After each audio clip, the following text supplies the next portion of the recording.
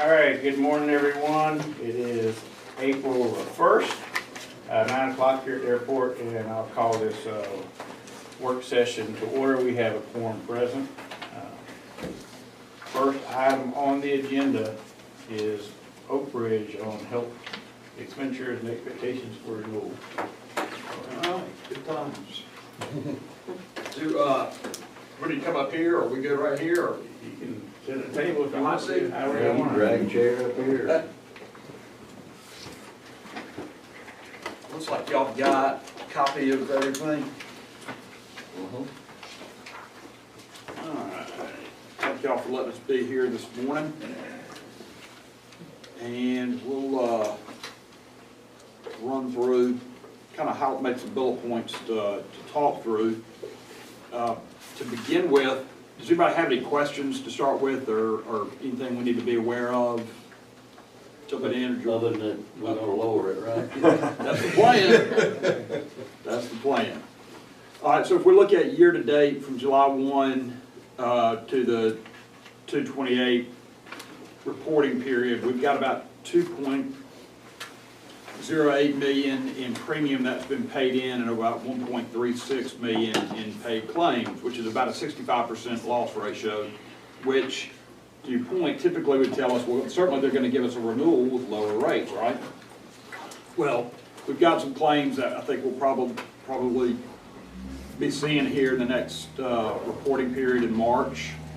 That'll probably increase that a little bit, but a 65% loss ratio is certainly a lot better than a 100% loss ratio. My expectation, based on this and some discussions we've had with the underwriters at Blue Cross, they will probably come back and initially present us with their, what they call trend, which is typically in the, call it 8 to 10% range.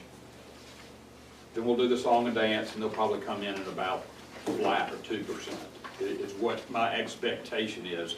We'll get that renewal probably, hopefully by, once they get March claims in, on or around April, in between April 15th and 20th is when I expect to have the Blue Cross renewal in our hands. Okay, so we'll have a firm number by then. Of the claims, I think it's important to understand that about $1 million of that is in medical, about $350,000 is in pharmacy. Spouses continue to have a big impact. Over half of the medical claims are via spouses. We'll address that in just a second. Of the high-cost claimants, there's 5 that have totaled over $50,000, about $480,000 in total. So about 48%, close to 50% of the total claims we've seen year to date are via the 5 top claimants that we've seen. The only high-cost medication is Humira. It's a specialty medication. It's running about $53,000 year to date. We do see a lot of high diabetes medications being prescribed. We knew that. Those are the Mounjaro, I believe, is the second highest prescription that's hitting the plan right now. I also think it's important to know, since they're here in our community, Upson regional utilization of the inpatient claims, about 25% of that is at Upson regional. Of the outpatient claims, about 63%. That's skewed a little bit on the inpatient because we've got, you do have folks who have some more specialized needs that may be going to an orthopedic hospital somewhere else. There was a hospice inpatient need that was pretty big. So we are seeing pretty good steerage here locally, which is a good thing. Healthcare should be local, so best you can. From a market outlook, the carriers can tend to, when I say the carriers, Blue, United, Cigna, Aetna, they continue to stand behind their, again, I'm putting air quotes up, trend of 8 to 12%. They cite medical inflation, high cost of treatments, specialty drugs continue to increase in cost, and then also these I mentioned diabetes, the GLP-1s they're basically weight loss drugs that are very, very, very popular. They're being prescribed frequently. I mean, they are getting proven results. Typically, they're only gonna be approved if there's a type 2 diabetes claim or diagnosis along with that. But we are seeing they're expensive, but we are seeing a lot of demand for those. So that's also a cost driver for y'all and for just about any other health plan throughout the country. So that's kind of what the market is telling us, but I do think at this point in time, I'm hoping if these numbers stay about the same once March claims are presented, I'm hoping we can ultimately, if we stay the course in the type of program we're in now, I'd love to see us at flat or better, okay? That would be, that's our goal. The objectives as we get closer to the actual renewal here in a few weeks is cost reduction. Obviously, we'd love to be able to bend that cost curve. We're going to look at going out to the BUCAs, the Cigna, going back to Cigna, United, Aetna, et cetera. We don't want to bounce around every year. It can be disruptive, but if Cigna's going to come in and give us a 10% discount, that's real dollars. We need to look at that. We're also going to look more at, let me jump back up a little bit. We put into play January 1st, the new spousal cost sharing program. We're going to continue to dial down the percentage that Upson County pays for spouses. The plan was to decrease it 3% a year till we got to about 70% contribution. So we're going to continue to turn that knob a little bit. That's going to help decrease that. We're also going to likely recommend a spousal surcharge. If a spouse has access to their own employer-sponsored plan, the preference is for them to be on that plan and not Upson County's plan. Just like, and same would be vice versa, okay? So it's pretty commonplace now for employers to impose a surcharge if the spouse does have other coverage available and they still want to enroll in the Upson County plan, that's fine, but there will be a surcharge to pay. We're going to look at that. Can you stop them from getting our insurance if they have other insurance somewhere else?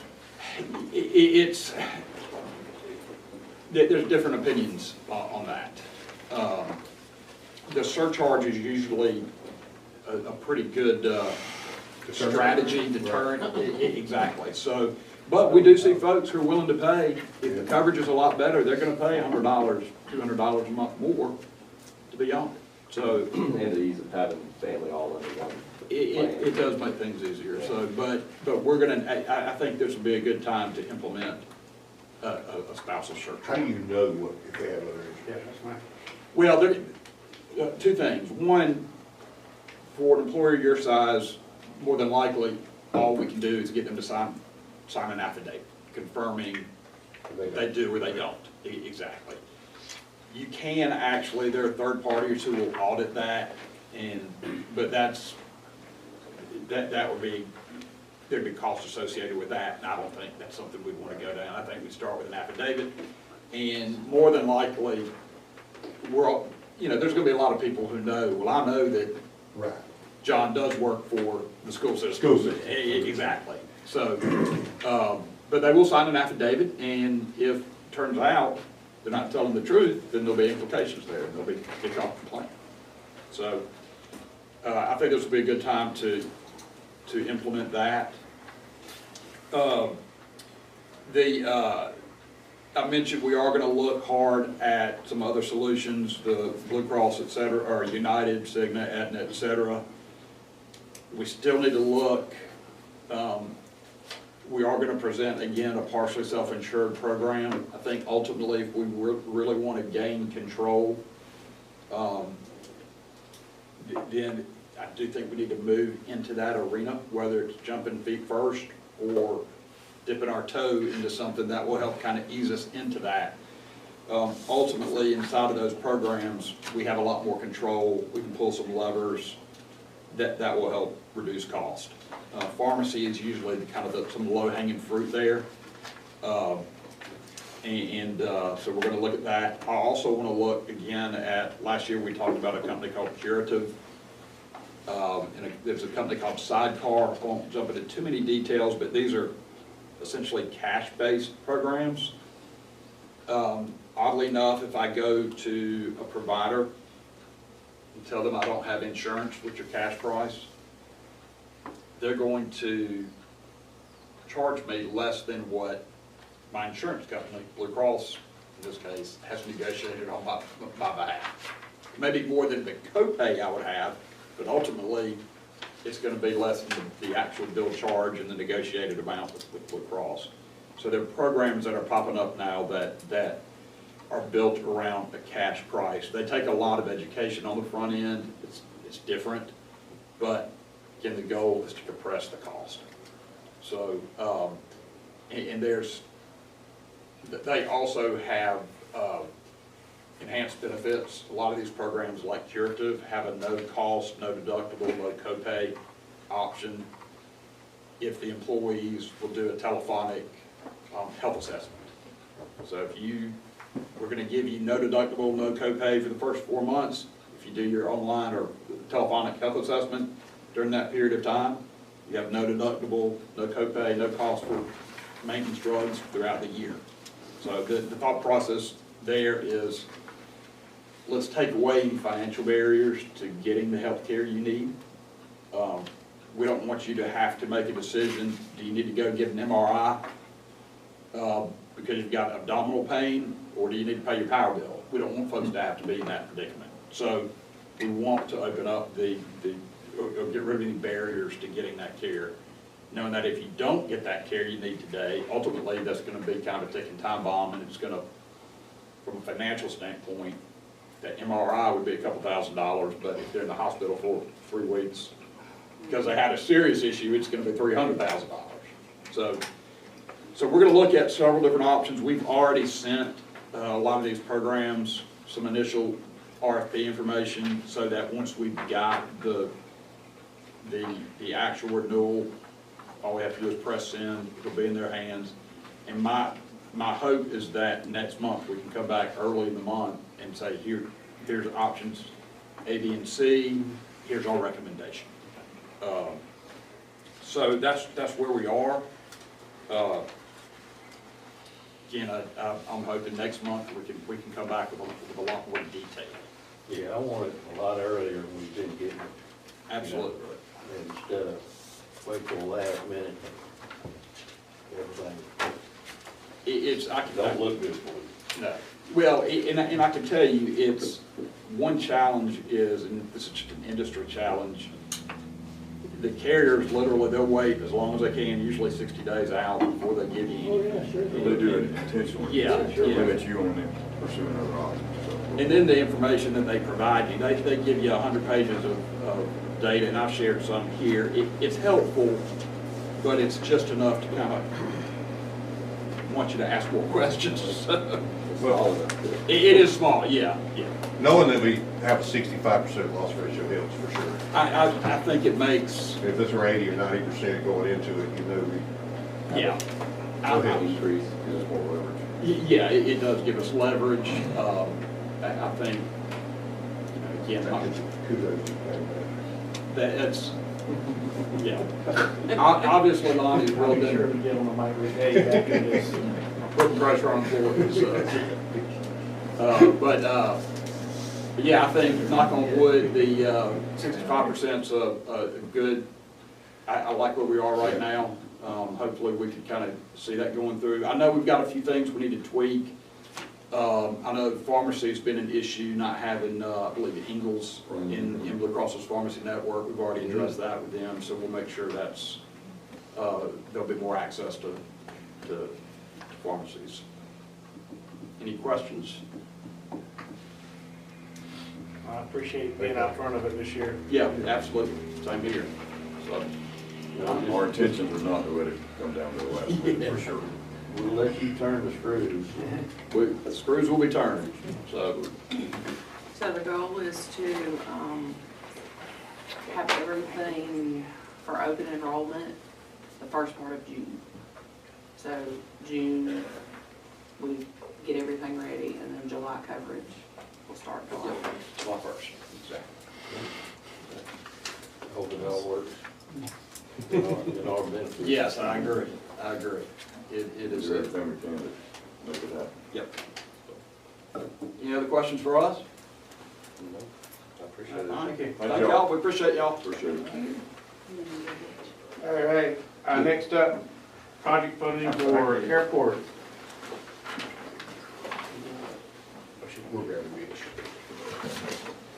So let me hand these out. I didn't make copies of all of the, you should have, if you brought your laptops, but I do have 3 copies that have a, pass that. Pass that to me.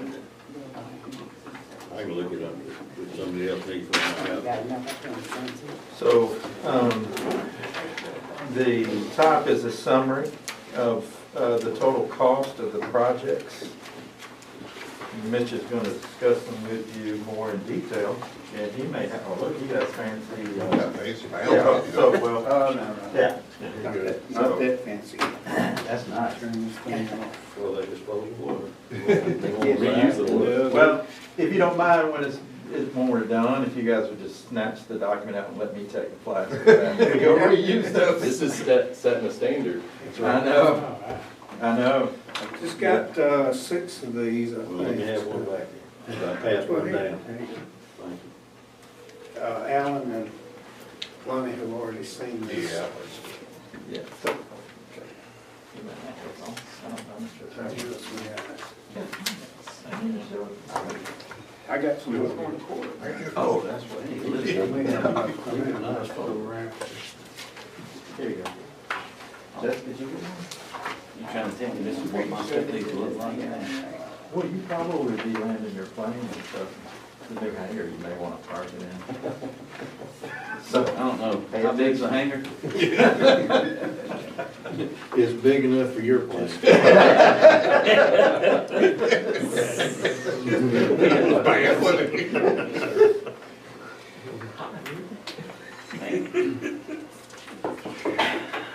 Well, you get a pretty good size private jet in this place, so. Thought I had a PowerPoint here. That's not coming up yet. There it is. Do they turn the lights out? Yeah, just this one here, on the back of the door. You can leave that one on if you want to. I'm just gonna tell them.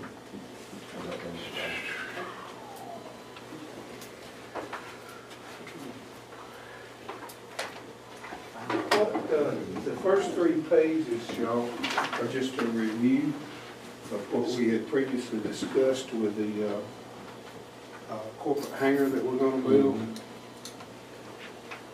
And the 4th page was something that's happened since then.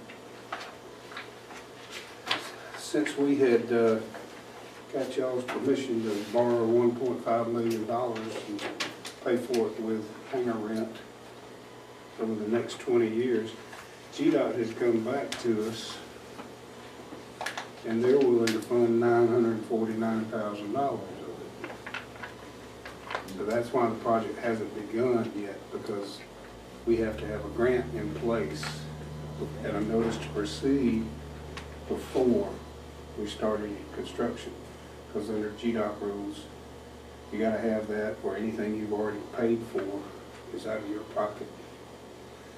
So that brings our debt. We signed up for a total of $650,000 potentially, instead of 1.5 million.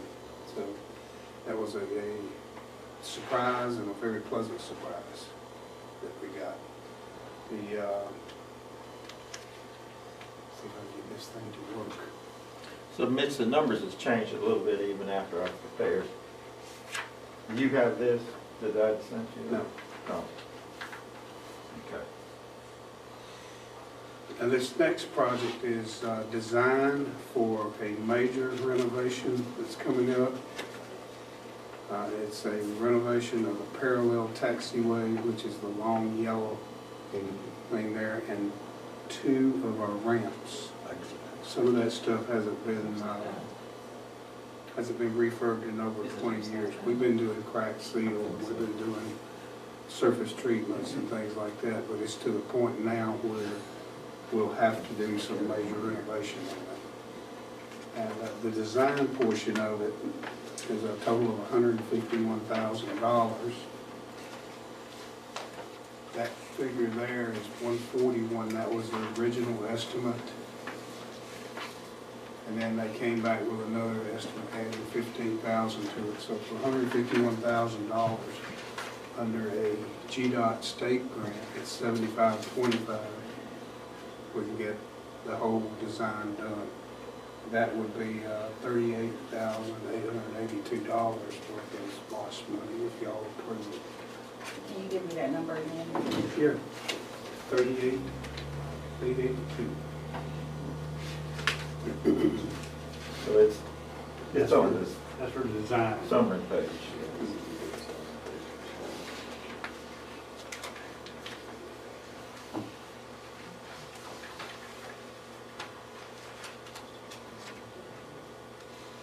Yes, sir. Gotcha.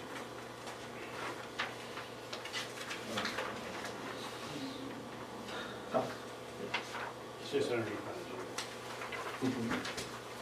Mitch, that parallel taxi, that photo you showed, would the new part be on this side or would it be on the other side? No, it'll be renovating the existing taxiway. Okay. It's already a taxi. Okay. Yeah. Now this, the actual construction of this project is one that, to be honest with you, I was hoping would happen after I retire. Because this is going to be major for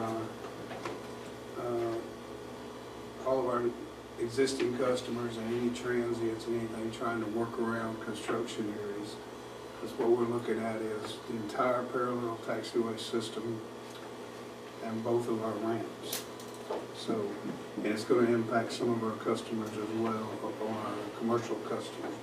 We'll figure out how to do it. We may end up having to tow aircraft across pavement that's already been milled to get them to their work sites and that sort of thing, but we'll figure out how to do that. Just, get all that milling done. Yep. So they can't take, the blast. Now that project is fiscal year 27 for GDOT, which begins July the 1st. That's why I really thought that was going to happen after I retire, but they are wanting us to go ahead and sign an agreement for this. It's all 95% reimbursable, and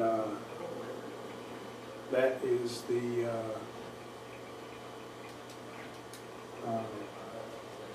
preliminary cost on this apron out here. A little over $1 million. Our match is 5%, Right. 53. So this one is the ramp down here where all the jets are parked. That's got some full depth reclamation in it. So that one is a little over $2 million. And they're bidding it as 3 separate items. However, I think GDOT would like to see us sign a grant for the entire project. And then whether or not we can get it done in this calendar year or not, I don't know. If we can, it will be spread over about 6 months or so. So we're not going to be asking Alan for $260,000 all of a sudden, Did we spread over how many? over about 6 months. The total project cost on that is $4.5 million.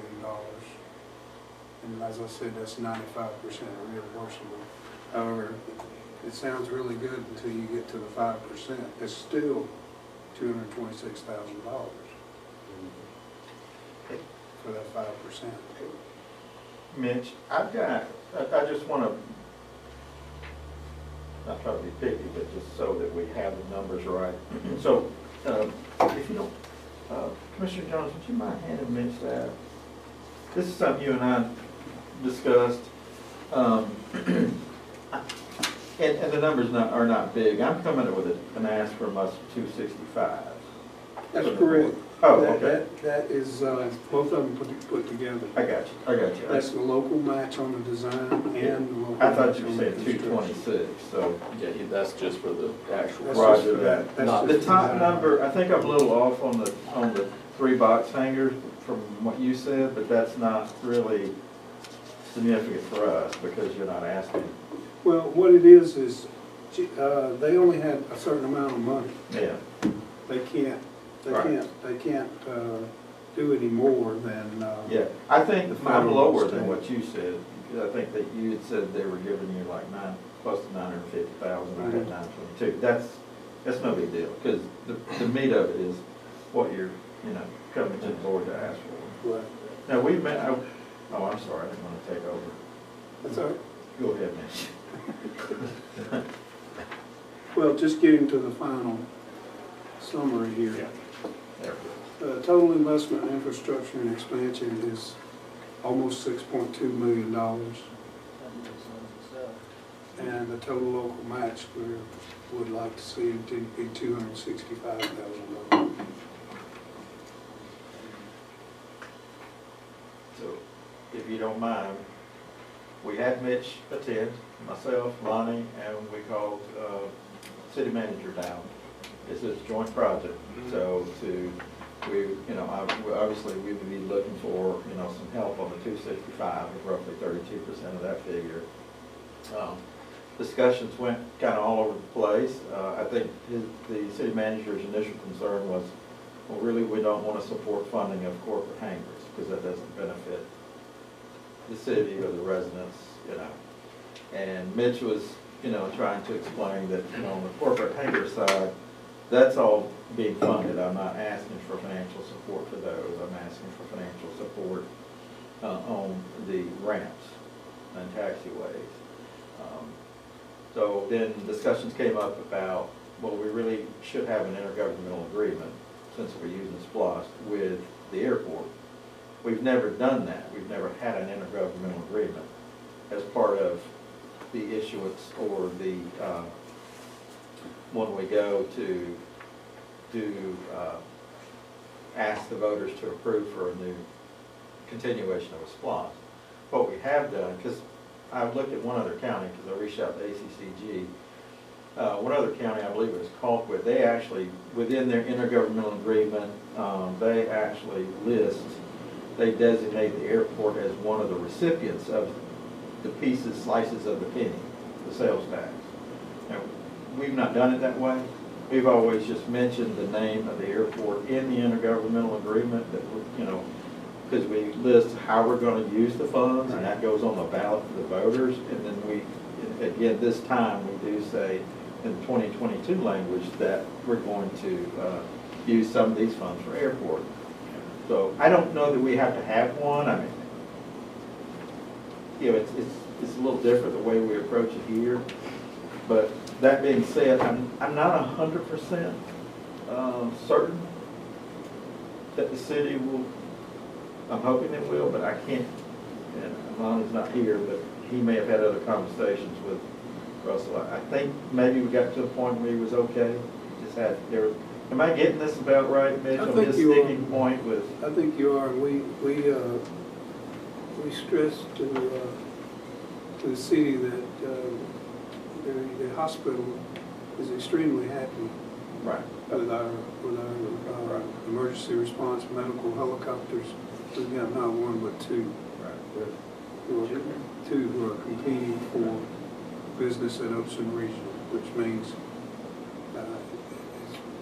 most of the time one of those two is going to be available for an emergency to fly somebody out of Upson Regional. Right. And I know that Upson Regional is an important part of our community and the city and the county. Well, no doubt, I know, it goes without saying what the airport does for our community. And Slade could talk for hours about the benefit of having this kind of a facility here. Since I've been with the county, we've always stepped up and helped with the local match. Just that our 2022 SPLOS was issued, and we didn't have level 1, level 2, that sort of thing. So now we have to approach these things until we do it. Depending on where joint projects go, now we have to go and say, hey, would y'all mind helping us? Please help us. So we hopefully will. I mean, it's part of our intergovernmental agreement that they should, but I just letting you know to be prepared that we may be coming, asking the board for all 265 to help if we don't. Okay, and where were we before the 265? Before, You mean in total cost? yeah, so there was 900, we were gonna be 1.5, right? Right. And so we're at 265 instead of 1.5. Like that. Whenever DOT wants to step up and give you something for that much. That's been the case for us over the years, and Slade can vouch for as well. Y'all that are on the IDA authority, you want to say yes when they want to help you, and If not, it's going somewhere else. right, right, exactly. A lot of people will let that. The other thing is, can we afford it? Oh, yes, sir. Okay. That's the part that everybody needs to get. We have sufficient SPOS funds, for sure. Good. I mean, the only thing that's questionable here is whether the city will throw in 32%, 60,000, whatever. So what do we need from us? What do we need from us? Well, nothing now, I just prep you, we'll just present it in a formal session, and then we'll make the request for the 100%. And then on the back end, we'll be working, we'll build the city. But just letting you know that up front, there could be, hopefully, if they will. I'm pretty certain that they will. Just So you don't let them move forward. We'll I move. think we, Yeah, that's my I think we have to go. recommendation to you all to move forward with it. We want this on the next agenda. Wide And I think we stay with how we're doing it on the SPOS. I don't think we do it, and get a certain percentage of budget moving forward. Yeah, that, I think it's complicated. it is. It looks to be complicated. All right. Anything else? We appreciate your time. Thank y'all. I'm grateful Thank you, that gentlemen. you're able to do this. Yes, sir. All right, HVAC. And if, All right. you So- need these back. No.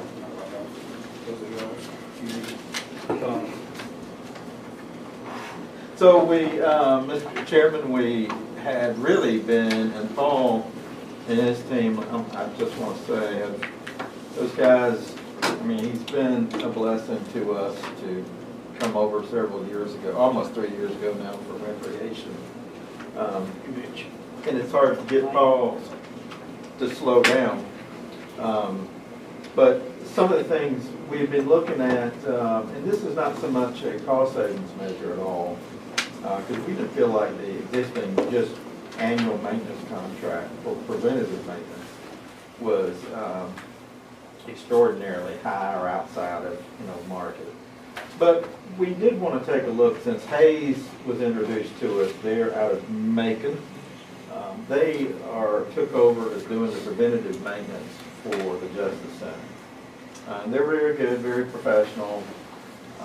So we thought, well, we've got at least two local and one company that knows a great deal about us now.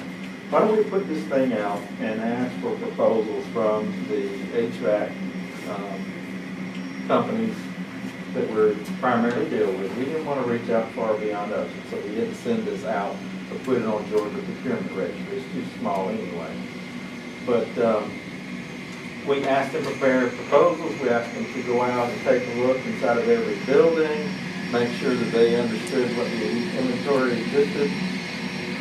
Paul helped me with putting together, a complete, basically, here's what we want you to do for every single building, from changing out belts to everything else, and he could talk more about that. And we met with all of them in the beginning, had a pre-proposal meeting. The proposals came back. Hayes' proposal was, in terms of their much larger organization, excuse me. Their proposal was quite large. It was very sophisticated. They're great people, but as you can see, I entered the cost of the proposal. And so that pretty much for us, we're like, hey, I think we're going to just narrow the focus to two of the companies here within Upson County. We'll continue to maintain Hayes on, because they know our systems very well at the Justice Center. They've already done work in preventative maintenance type work and fixing things for us down there. So if you're looking just at price alone, the difference in the price between the two is negligible. I mean, it's pretty small, and you can see how we can ascribe points based on price. If there's a difference that big, we usually give them the full points. What we did consider was overall, quality of the maintenance. Now, that we've had quite a few years with one company, and overall, I would say it's been satisfactory, you say? We did really want to give, for at least a contract, we can do a 1 year or we can do a 3-year contract with them. Give the other competitor in town an opportunity, because they do a lot of work for us as well. Because what happens is typically when a unit goes out, Paul gets quotes from both companies. And who gives us the cheapest quote, that's who we use. So they've been in and out of virtually every building we own as well. We thought we would give them a chance. This is not, it doesn't impact the budget in any way, given though that it is a contract, and the contract would be over the $25,000 approval limit of the county manager. I just wanted to make you all aware. And also, if you heard anything from the community, any unhappiness or anything, or you like, well, why did we change to Central or versus A and B? So, Paul, you want to speak to that just a little more and add just your. Well, the thing is, when I first came over here, there's a lot of units and a lot of equipment has not been maintained the way it's supposed to be maintained. So, like Alan said, with Hayes coming down here and me getting introduced with Hayes, I thought it was an opportunity where we could go through and look at all our equipment, because when I first got here, even with Seth, when I got here, they was always changing units out and stuff like that.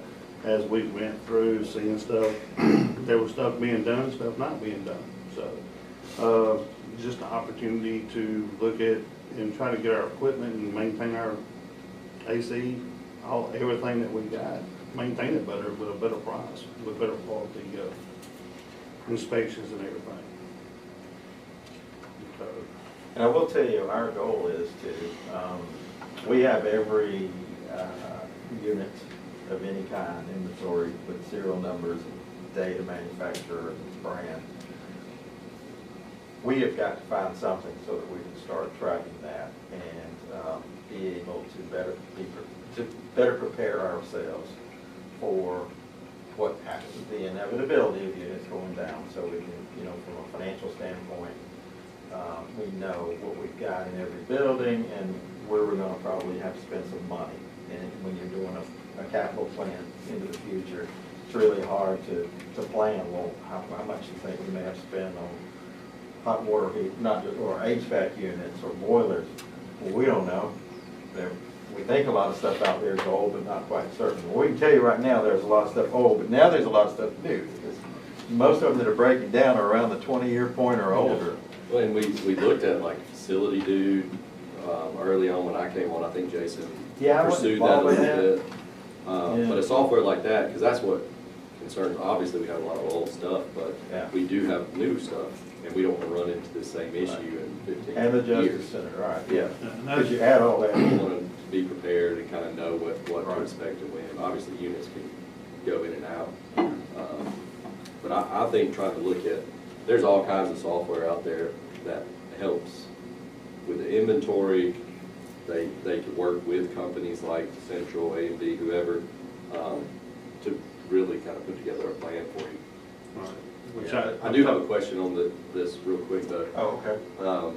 So Hayes, they were almost doubled. Were they pricing it based off of a more substantial scope? Are we comparing apples to apples? We are comparing apples to apples. Everything is, how many filters, just twice a year, no 4 times a year or nothing like that. That's twice a year. That way they come, everything was apple to apple. I think it's just they're just a little bit more just because they're out of town and they got That's what it is. more overhead. I'm talking, that's what. 30 more thousand. Yeah, so I'm talking, when you, I'm not knocking them, but when you look at their staff compared to what local, they got about 30 to about 40 technicians. So their overhead is a little bit more than what our local people are. And we had it pretty detailed, and they asked follow-up questions. Yes. I responded to those RFIs, and so everybody knew. Yeah, I mean, I'm all for the local, but with that big of a difference, it always makes me question Yeah. if they have the right scope. And they know, I just sent them around the pricing, so they all know. So. And what you was talking about, Ben, with your program, with the program and everything, yes, that's something that we can work towards. The county actually owns a system, we just gotta use it, it's called iView. And it's, y'all had it for a while, I'm talking, but it just has never been used the way it needs to be. But this time with me and Alan, the way I learned a lot through Hayes, whoever we go with, they have to be thorough about model numbers, serial numbers, belts, everything is gonna have more information when they work on stuff that lets us know this unit's 20 years old, 15 years old, whatever, and we're not gonna be running in this situation for capital improvement or whatever we need to be doing. And it'll keep up with all the maintenance on that unit, so you can look at it, see what the history is. Right now, we don't have that capability, If it goes out too far, I mean, my memory doesn't go out that far, but Paul's probably does. And is both Central and A&B, are they familiar with that iView? Can they tie into that software? A&B is, Central Georgia, what they have to do is call the company themselves. They can work with iView also. So, but A&B is the one that's always worked through the county with iView. They can see what we have and everything. And a lot of the other things is whatever buildings we don't have hooked up on iView, we need to really try to get them hooked up so we can maintain, like the program you're saying, if everything's right there. That way, Yeah, that's why I was thinking you could lean on one of these companies, because if they're doing the annual maintenance, they've got to go out there and look at those units. So if there's not any that are not on it, right. if they're tied into the software, they can plug it in and then it populates. Exactly. So are we using the same name brand units? Well, when they do price out trains or carrier, A&B is a train dealer, A&B is a carrier, but they can use either one.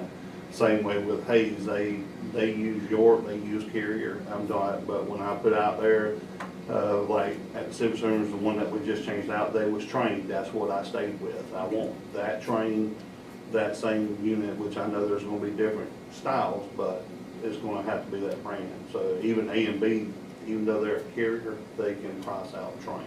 Or A&B is a carrier, Central Georgia or Hayes can price that out. And we told them as well, regardless of whomever we go with, we're still gonna reach out to you. It doesn't mean we're gonna get solely you, say. So I'm gonna say, I think we stay local. Yeah. Right. Instead of, not calling and making and saying, hey, we got something down, we gotta have it going. They gotta send something different and make it or find somebody or whatever. So our recommendation would be Central Georgia, and we'll just put that on the agenda if you don't mind. So Central Georgia is higher price than A&B. Yeah, it's, little more than $1,000, about $1,900 more. Can I get a copy of the scoring sheets? Yes, sir. Oh, no, I got that. Oh. I want Oh, to you know how mean you the- scored it. Oh, okay. You mean the proposals? I don't know how you came up with the Yeah, how you scores. come up with these scores. Oh, that's through, that's a factor of reviewing the proposals and between me, Lonnie, and, Can I get a copy of those scores? this is the only thing I have. What else? The score sheet you use. He wanna know how you got these numbers. We didn't use an The answer to individual these score questions, sheet. these considerations, you basically just Right. review the It's considerations. subjective in it. between the Right. three parties, like this one. So The I- biggest difference is between company qualifications. There's 3-point difference there. Well, that's what I understand. No, sir, we didn't go through and do a score sheet on each proposal and then consolidate them. We just used one. And we met with Lonnie and we discussed all of them, looked through the proposals, the pricing. Paul added a lot of color in terms of quality. So that's how we came about with this scoring, just for all three.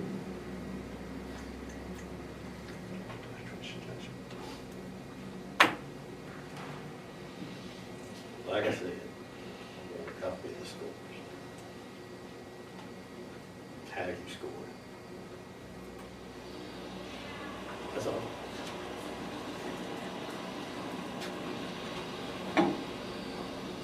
I think they're saying they don't have an actual rubric, right? You're saying, No, look at the staffing level and said, well, this one's higher. Yeah, in the notes, it says why they rated Yeah, that one higher. I see that. It says Central's higher qualifications using past experience and references.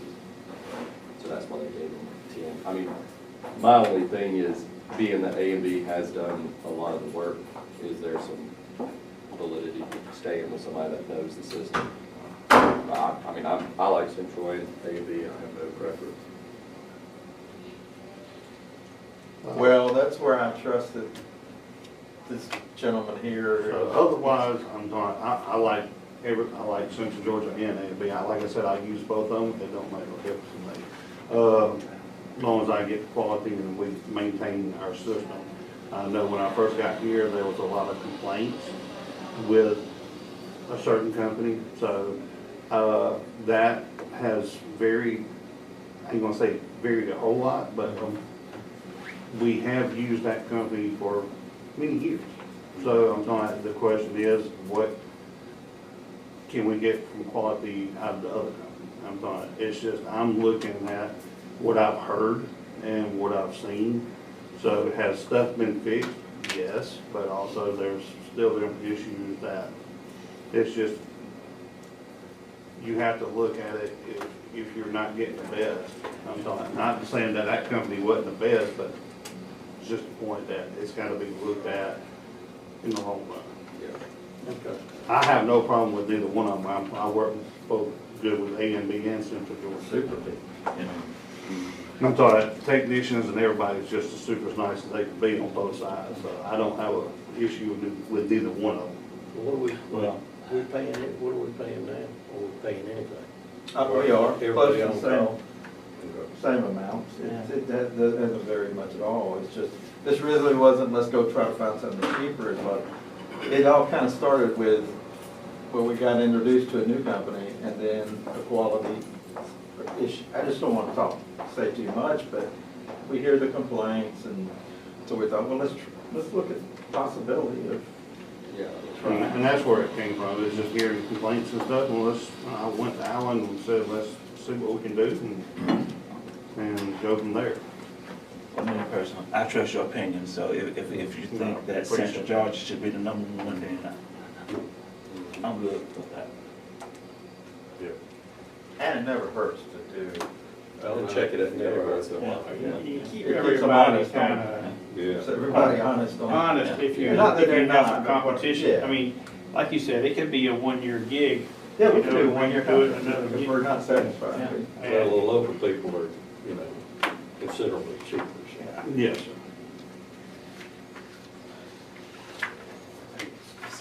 get what you pay for. All right. Next up, tax commissioner. Monty's not here. What's that? Monty's not here. No, he probably talked to you more than anybody. Jones. They go together. I just included the email from Andy where he spoke a little bit about how he felt about the various vendors. He's here in person. The green colored scoring sheet that I have, the only numbers in there right now are from me. And all I did was, I didn't do anything yet on evaluation of experience and qualifications. I just first graded it on cost, and then I looked at completeness of proposals. So did they provide all the documentation that we asked for in the proposal, from everything from all the things that we have to have contractors, you know, like save affidavit, and did they have their letters of reference, et cetera, et cetera. Signal was a company that did not, one of the requirements in the RFP was that they had to do a site visit. And the tax commissioner took them around to show them the facility and probably the whole campus, I'm not sure.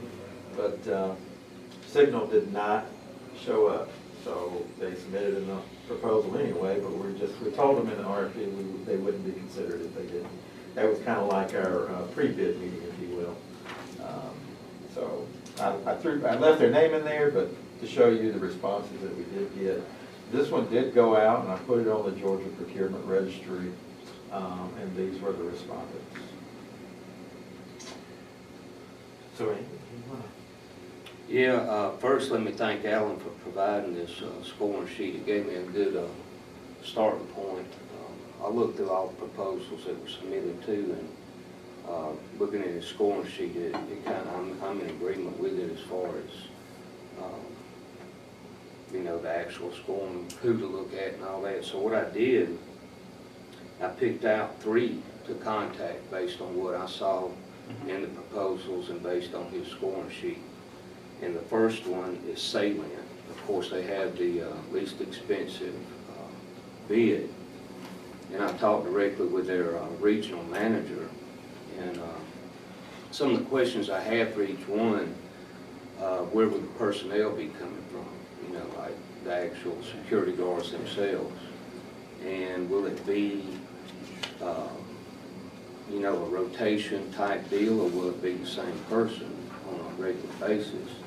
Personally, I'm in favor of it being the same person. They'd be more familiar with the grounds as time goes by, more familiar with the personnel in our office and all that. Now let me back up to the actual tour that I gave. I gave 3 different tours and showed them the whole Drake building, not just right there at the tax commissioner's office, you know, just everything that would need to be covered. And I told them that there's a possibility that they could be used over the whole campus, you know, down on the county end or whatever. It's just up to the county. But I think that would be a positive thing to look at in the future.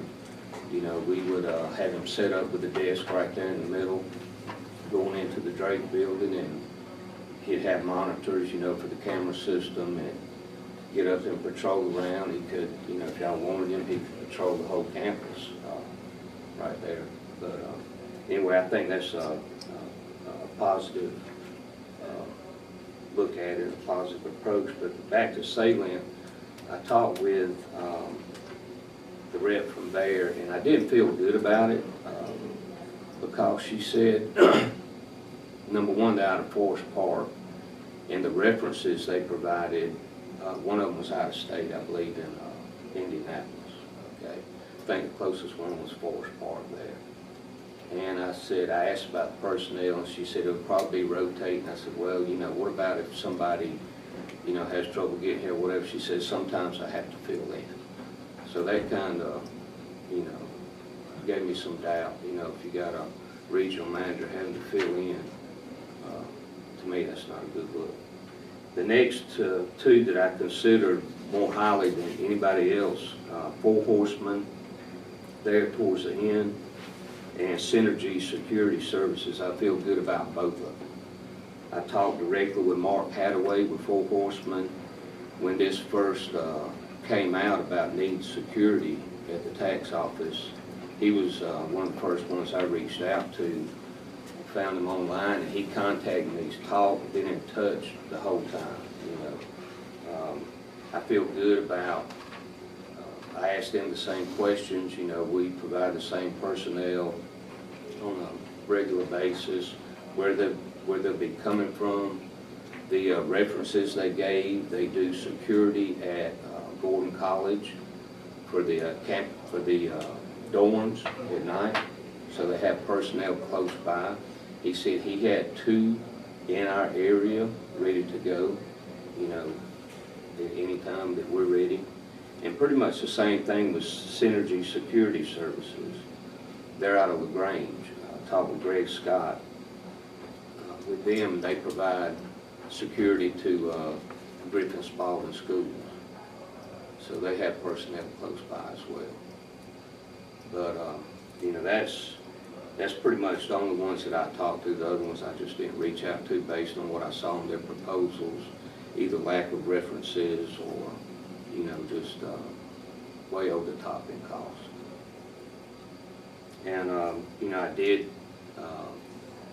emphasize to them that I would like armed security. I think that's an important aspect of it. You know, if you have somebody there unarmed, it's like it's just another person to somebody wanting to have ill intent or whatever. But that's really all I have about it. Any questions? No, that was going to be my question before you started, was what price were we looking at, armed or unarmed? And I agree with you that, you know, it's a larger deterrent if you have armed or attendant, basically. I did talk with Robert Haney about providing monitors right there, the desk, you know, monitors there going in to the Drake building, to the 2 main entrances. And so that would be no problem to pull a line out of the ceiling because it's right there in the hall.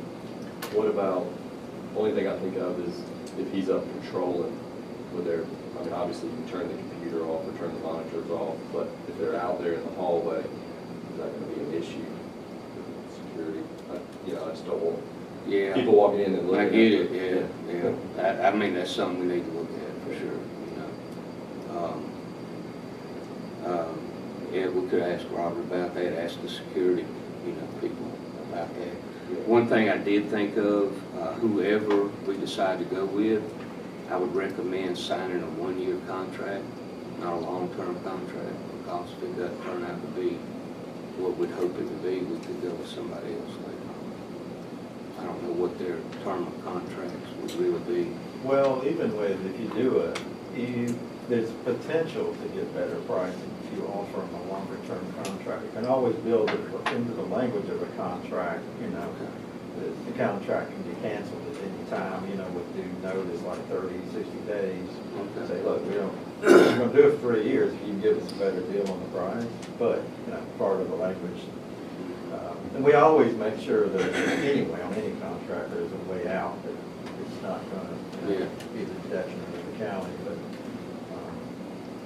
so either way, it might, I don't know. I don't have the experience to say whether it's easier just to start out with 1 year, so it makes sense. Well, I mean, that makes sense what you're saying. Yeah, goodbye.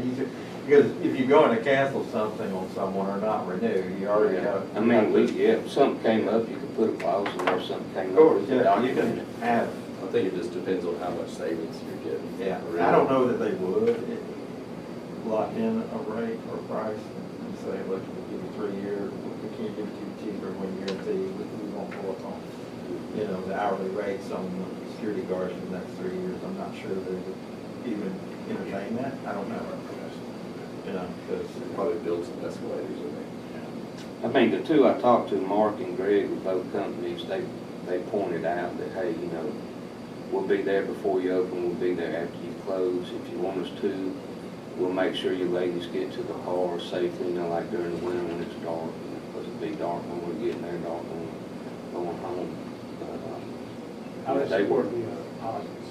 And we have to support the deposits. You know, I would just mainly use them if I'm not there to Right. get there for the ladies. You know. This is, it doesn't say, I don't want to make this step or anything. This monthly or annually? Annually. Yeah, For one. I'll do it if it was monthly. I'm changing occupations. I wanted to ask. All right. You know, But I would be curious too, if we go back, I'm curious about the availability on the campus and how we can contact them from anywhere on the campus and we can do something like that. I'm sure they'll have. We some had type a of- little thing the other day, I think we wanted to do a 911, but it would have been better if there was somebody down the hall that could have had a presence, so. I think we also need to, I mean, obviously they need to have some type of liability insurance. We also need, especially with the armed, find out from our insurance company, how that even if they have insurance, how that would affect our insurance premiums and if it would be secondary as well. You know, that's just something that, from a liability standpoint, we need to make sure that we get all that covered. One of the requirements on the proposal, they have the minimum that we require all contractors, from workers' comp to, auto, the whole thing, but we'll reach out to Scott Boatwright and ask him that question about what it would do if we didn't have an effect. Well, Justin can take care of that. So. Well, but that's your area. I'm not trying to step over it. I didn't mean it that way. But we can certainly, we as a staff, contact them and see would it have an impact. And the communication. You walked your space last week. You like it? Yeah, I like it, yeah. I think it's a good club. I think the safe is coming in today, so we'll see how that goes. It's all safe in the courthouse. Oh, probably 2 tons. Yeah, it's 30. We'll have more room, definitely. Paul got things shored up for us, you know, we got, alarm system on the windows and the doors, so that's good, I like that. Yeah, it looked really nice over there. I was thinking maybe we can get bored over there.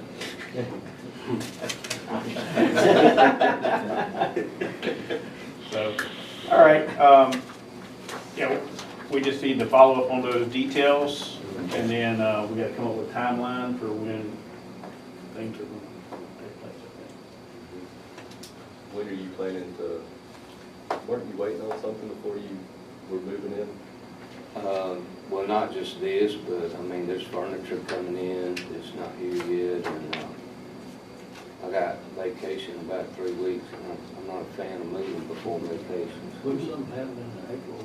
That's what I was wondering. Yeah, also tax. Oh, the, Work, Andy. man, yeah, yeah. Actually, the BOE appeals and all that stuff, that's gonna be going on until June and July. So, you know, we just don't wanna do it on the first of the month. That's our busy week, that's when we distribute money. So I figure if we shut down for a couple of days moving, it'd be good, probably the second week in May. We can make it happen by then, if everything's in line, just depends on what y'all decide. Mark on the wall. All right, thank you guys. Thank you, Ed. Thank you, Buzz. All right, next up.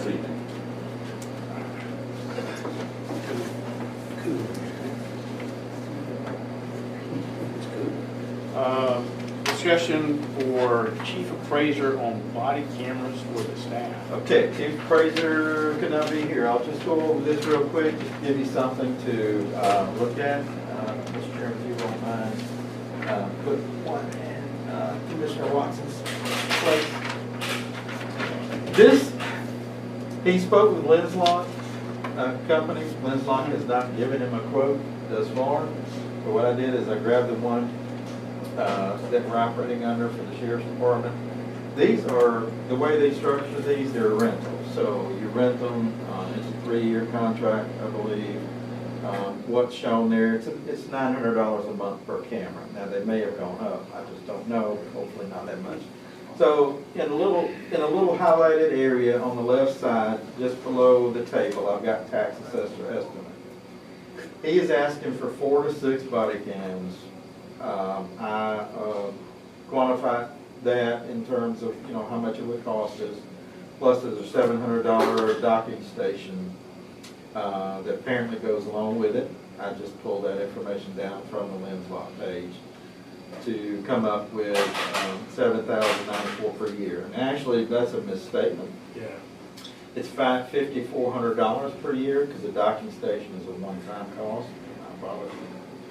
So that would be for $5,400 for 6 cameras. If we cut back 4, we'd save $1,800 out of that. So we're looking at what, $3,500 a year? Okay, so $899 for the year. Yeah. To release them. Right, okay. Oh, you said month, I was like, wow. Did I say month? Yeah, you did.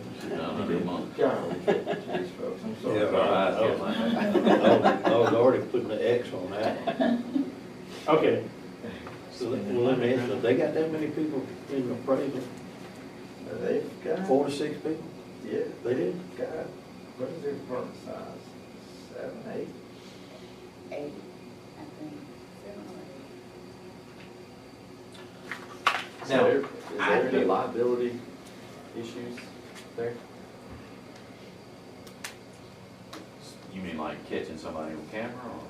Just, I mean, we don't have any of the other county employees wearing body cams. I mean, I know it's the nature of what they do. I was wondering if he was wanting this for in the office or when they go in the field. As far as I understand, it's when they go into the field. Now, he didn't give me a lot of reasoning. I think it may go back to some other issues. What prompted this? Well, you know, the one matter. Yeah. You know what prompted it, No. right? Oh, well, You didn't mind that? so I think it's to prove, to show that, hey, we're doing our job, and if anything were to happen, they could go back and say, we didn't do what someone said we were planning to do. But Do our don't the code vehicles, enforcers have body cams? Code enforcement. They did. don't the vehicles have tracking devices or something on them? Oh, yes, we do have tracking devices. So do we use that system? Well, I think what they want is something like, Interaction with something like what happened up property here owner interaction. in Lamar County, where they went down there and they had trouble with restaurants. And they were saying that the county talked to these people really, really, really bad. And then, once they unloaded the body camera, it was 1,000% the other way. So, you know, when you interact with people, their perception of what was said is not always the real truth. So, and I think that's what they're, you know. It's the human interaction concern that they have with people in the community when they're out doing appraisal work. So what type of training do the staff have at the present time for situations like this? So I don't know, so those are questions. Yeah, Do you take yourself out of a situation like that, or? It's great questions. He needs to come, be here, to speak to the board, and we can put it on the May work session. I can see the pro to having this. I just have a lot of questions about all the other things that might come into play, you know, legally, liability-wise, you know, and yes, the appraiser can go on someone's property, right? But I don't know in what instance they can go on the property, and I don't know, so Right. I can't make an informed decision on this. So circle back. Yep, that's. All right, what are we talking about here? Who's this? I'll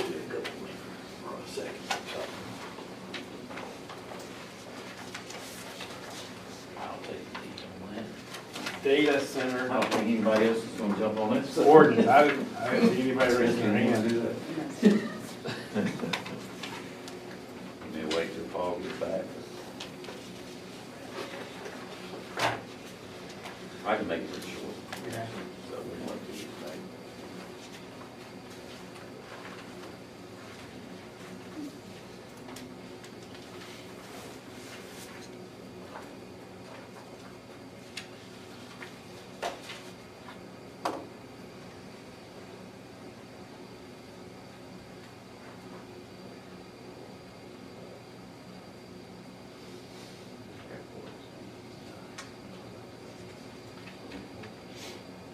Hey, you know that money makes money. Yeah. Something to be proud of. We need to lean in as much as we can.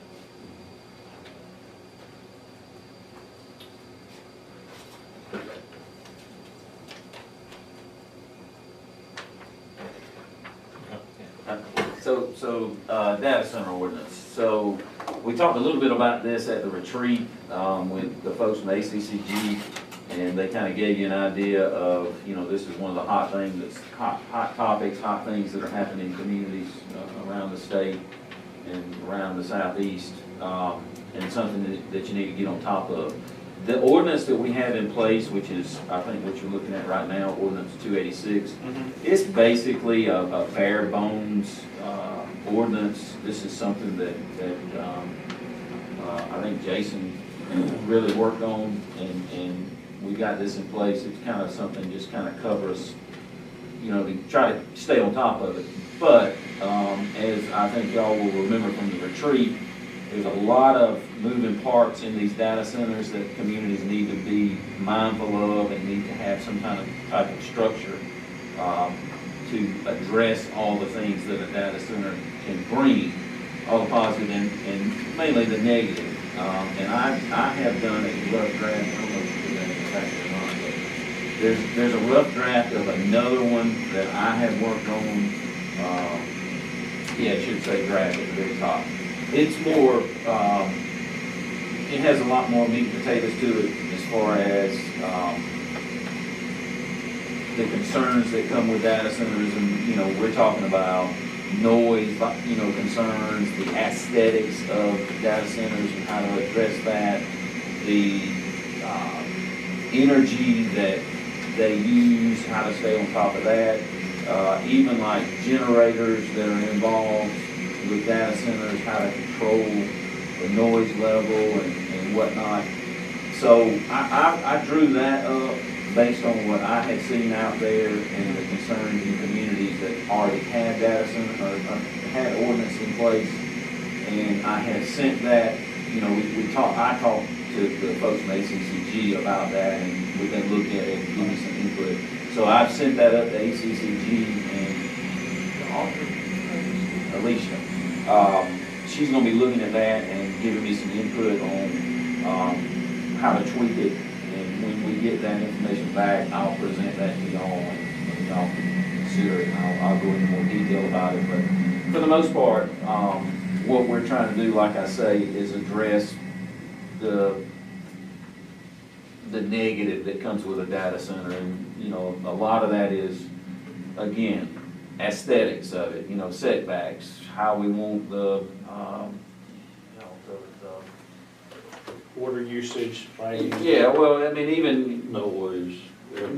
what the trees, how far, how deep you want your buffers and the noise level at certain times of the day, not to exceed, certain decibels. And, you need to take all that into consideration and have parameters out there in your ordinance so you can control it, because they do, those things are huge, and they can really have an impact on the community in a negative way unless you have some stuff in place. But, we do have this one that's in place that kind of touches on some of it, but not not enough.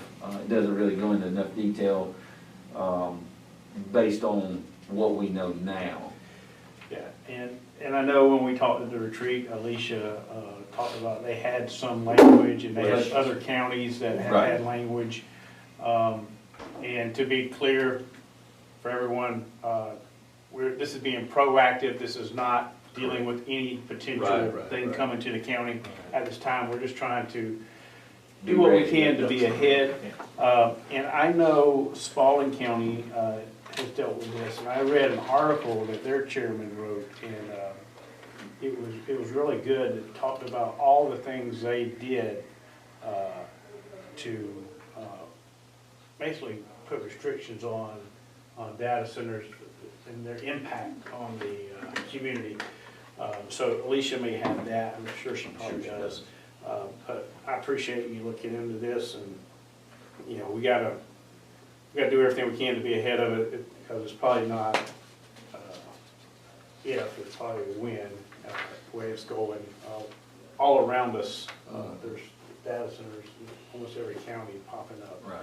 And it can be something positive for the community.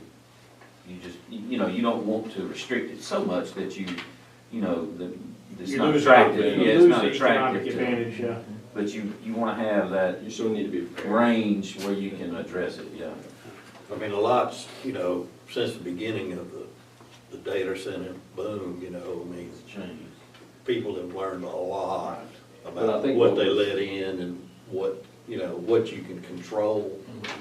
So we just need to be ahead of the game.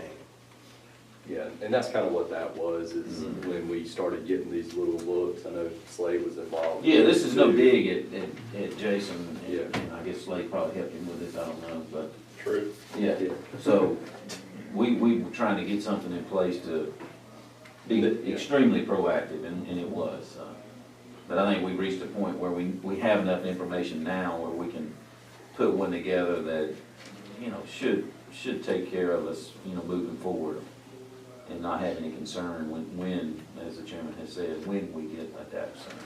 Yeah, we need to address the knowns. There'll still be unknowns, and then we'll have to do discovery and learn on, but Well, each one is unique in how they operate. and everything. Yeah, I mean, and if I'm not mistaken, my draft goes into even like the cooling systems and so forth, because you want certain things. That's a problem that they ran into before because of the amount of power that if they don't have this certain cooling system, it draws and whatnot. But in your free time, feel free to look at that draft, and you kind of see some of the hot, it'll be pretty glaring what concerns were out there. I think this would be good to get the new planning and zoning director involved in it. Yeah, and that kind of goes along with the next few, and I should have said that. Yeah, I mean, obviously, we don't want to act on it until we get our new guy here and let him have input on it, and also, obviously, waiting on ACCG to provide their input. But that'll be something in the next couple of months, y'all should see okay. a data center ordinance ready to be presented. All right, next on the agenda is truck parking. Is that you, Paul? Yeah, that's me. We have a truck. Well, Where you at? I got mine on my laptop. Yeah, I drew an ordinance up based on what Commissioner Jones's concerns, and then, we've work sessioned this a couple times and tried to address our concerns as far as the communities we have. But I wanted to let you know, and it's coming up in the next topic, or not the next one, with the zoning ordinance. The new, and not to jump ahead, but I hadn't gone through the whole new package of zoning that was presented that we're working on, but it actually, on page 9 of this, actually has a section 4 that addresses this. Oh, really? Yeah. On the new. On the new one. Yeah, and it's not quite as detailed as the one I drew up, but, we can we can use that one, or we can merge it into the zoning package, however we see fit. I guess the question I have is, how imminent do we need to be on this? I mean, is this something that you all want to see in the next month? If it is, then we need to go ahead and just, I say, push forward on the one that I presented, unless y'all have concerns with it. I've been fighting this one for at least a year and a half. And, you know, code enforcement goes out there, you know, he's been to court, he's been to everything else. He just refuses to comply. And, but we don't have anything with any teeth in it. And, I mean, I'd like to install something, even if it's just temporary, until we get this thing here done, that we can at least have something that we can take to court and stop people from doing what they're doing. You know, and you know, this is only in residential district, not AR, not commercial, not, you know, any other. So it has to start with an R. Is that, yes. That was my question, because I'm like. Yeah, I specified in there. that it's AR is solely residential. applicable. Yeah, no, this is totally set, these are residential neighborhoods that this is happening. R1, R2. Yeah, right. We don't have R5. And, the only other thing that maybe I would tweak a little bit is this section 1.4 where it says that the, truck would have to be parked in the rear yard. A lot of these people don't have a driveway around the back of their house.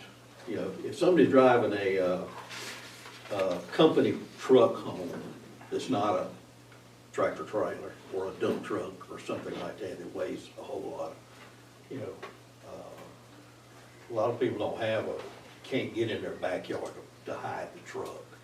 And it's happening, you know, so, you know, I'm not opposed to moving it or striking the rear yard thing, because I don't want people to say, I mean, I got to put a driveway in around to the back of the house and all this stuff. So. I agree with you there, Paul, because, I mean, I haven't read this version, but as I've read through our ordinances in the past year, looking at things, we seem to have a lot of just a little bit extra in there that Right. just, if we hadn't put that in there, you know, probably wouldn't have real issues. Like, your accessory building has to be in this location. I'm like, well, there's people who have 20-acre lots, and you're telling them the accessory building can't be up front anywhere, but their house is, you know, a mile back, and it just doesn't make sense.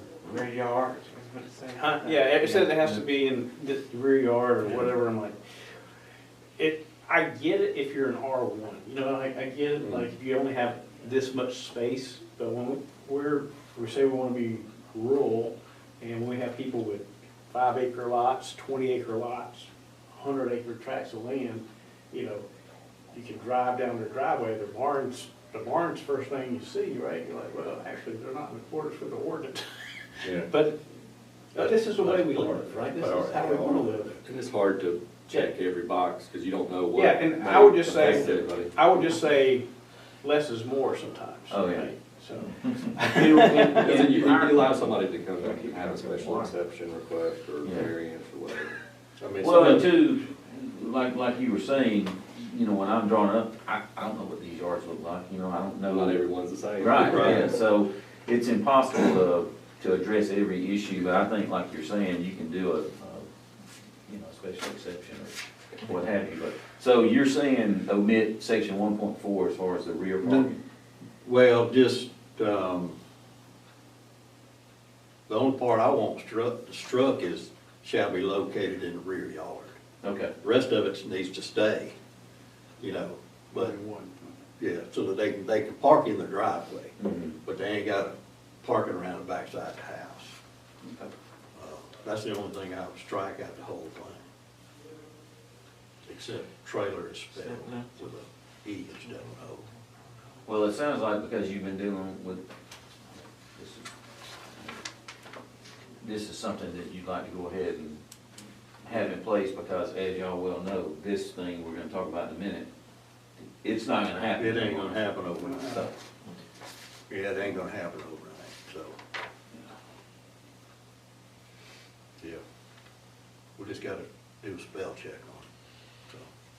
Yeah, and it's the same way, like, trailer has to be located in the rear yard. It depends on where the house is set on the lot, really, you know what I'm saying? And I don't want people to have to come and ask Mother, may I, for, Yeah, well, I mean, you know, it also says, you know, it changes if you got 5 or more acres in an R zone too, so. But I don't, It does say no more than one per lot. well, I mean. You can't specify where you need to have a Unless park, rear yard, unless side you got yard. two Yeah. people, unless you got 2 people working for the same company driving 2 different trucks, you know. So.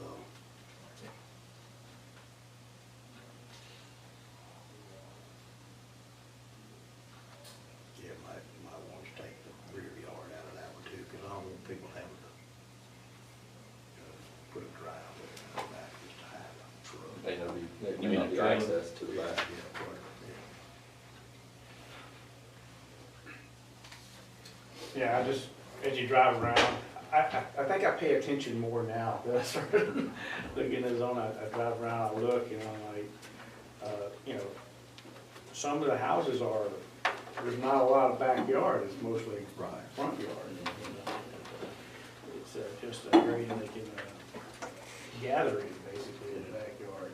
Well, the main intent on this whole thing was tractor and trailers, dump trucks, box vans that, you know, don't fit in people's yards, and they park them on the street, and, you know, they shouldn't be doing it, so.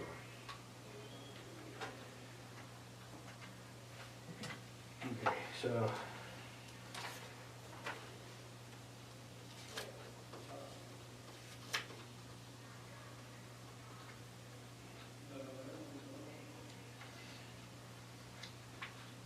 I would probably feel more comfortable with this if it specified the zoning districts that it applied to. Doesn't it say? it says residential zoning. Yeah. Yeah, I would, like I said, that's R1, R2. I think we have provisions for other things, but we don't have them yet, so. Or if it just said, just doesn't include, AR. Well, I mean, even on down in there, you know, it says down here, how to say, any more than 5 acres, except on lots 5 acres or greater, even in R zones, if it's more than 5 acres, you can park a truck there. That's under 1.3.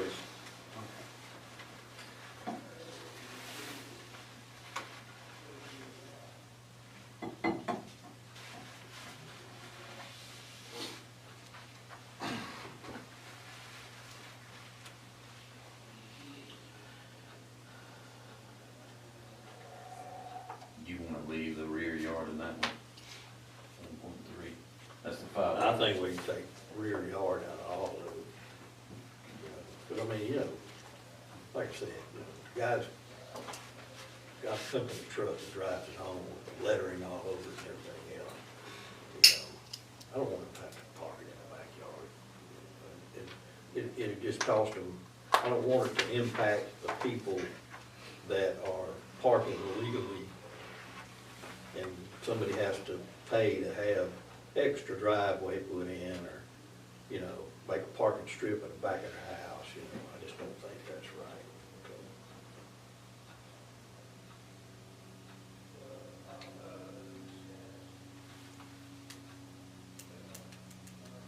Okay. And so, with this, we would put a notice in the paper, and we have a first reading, is that what it's called? Or- Yeah, it would just be advertised on our agenda at the first reading, no after. Okay. Do you have to have two readings, or how does it work? We have set precedents where Okay. we do two readings, so I would say, yeah, the I first just wanna reading know. and then the Yeah, second just two. reading, we can approve at the same time. Okay, okay. All right. And, I mean, if you come up with something else, you know, I just got it. I've only had one call that I can recall on this, Paul, and it was somebody, I think they were an AR and. Yeah, no, this is, I can show you pictures that I get regularly, and phone calls and texts, and people are pretty upset about it, so. I ain't messing with AR. All right.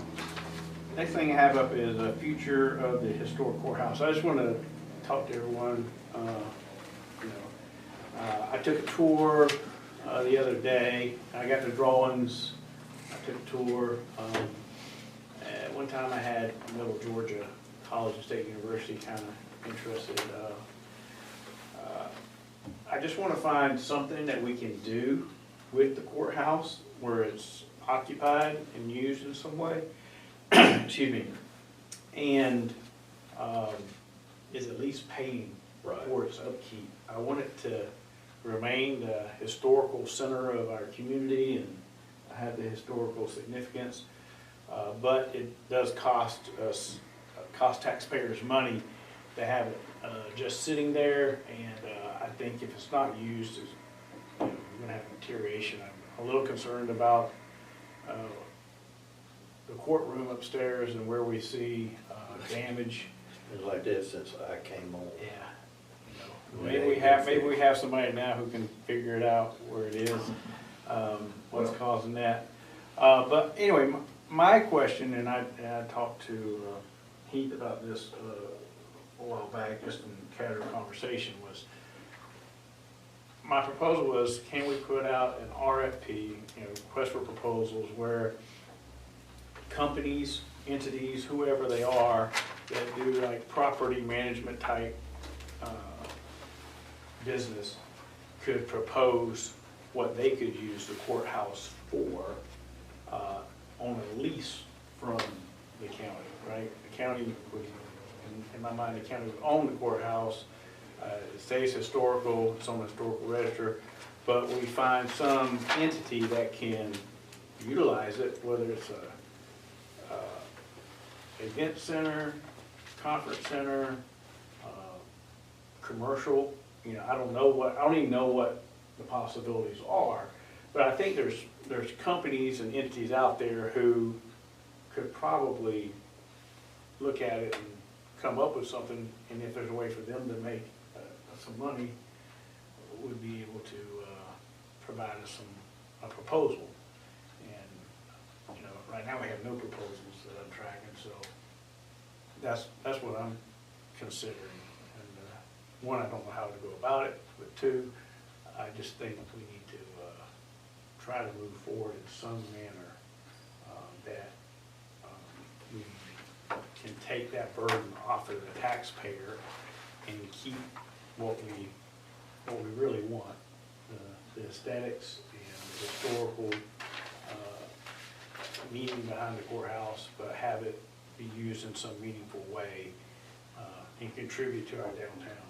So, Yeah. any thoughts on that? Yeah. Well, my first question is, how much is it costing us for it to sit there? In power and water and everything else? I mean, how much is it costing to just sit there? That's a big question. I would, and I don't know how it'd work, I don't know. I'm not a tourism kind of guy. But, like Fayette County up there, their old historic, it's got a welcome center and all this other stuff in it, but, that's still government money. And it's not gonna be, we're not gonna make anything, it's still gonna cost to to keep the lights on. Right. And I don't know, kinda like Chairman, is there somebody out there that could take it and do something with it, 'cause I would, I'd like the Historical Society or something, to, have a presence in it anyway, That was my somebody thought. that visits. There could possibly be a welcome center, Yeah. mini museum or something in there, right? That they're paying, some nominal fee, Right. to whatever this other organization is that's really making the whole thing work. Is how I'm- Yeah. It's a shame it's just sitting there shuttered. We get visitors from out of town, and they come and visit, we don't have a welcome center. Yeah. Where they go, and, of course, we proposed this to the city of Tomlinson several years ago, but we got bullets in the head. Yeah, I just think there's probably commercial real estate entities out there that would be interested in that facility and that could propose ways to use it in a Brokers meaningful way. or someone that can market that.